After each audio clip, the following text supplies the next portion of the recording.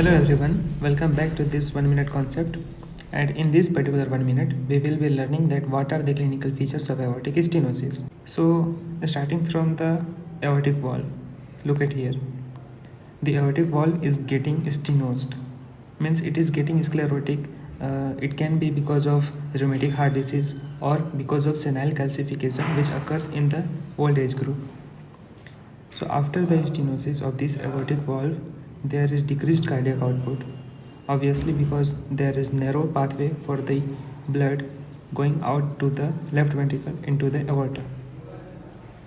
So here the cardiac output is being decreased. So whenever the patient is doing exertion, who is doing exercise or anything, then it will increase the oxygen demand of that body. So in this particular stage, there will be the syncopal attack because of this decreased cardiac output. Here look at the second part.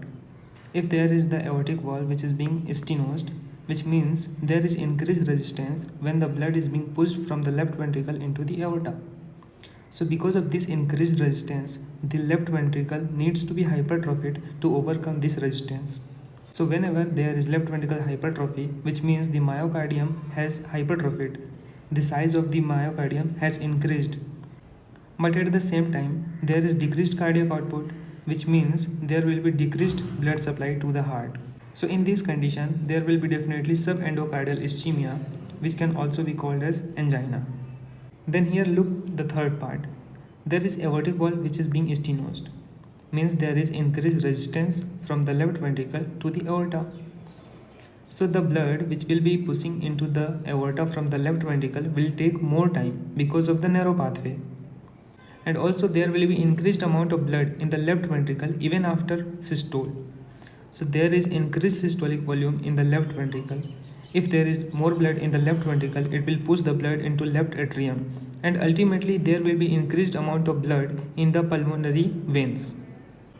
And if there is more blood in the pulmonary veins, because of the more pressure, there will develop the pulmonary edema, and this pulmonary edema will be responsible for the dyspnea which is occurring in the patient.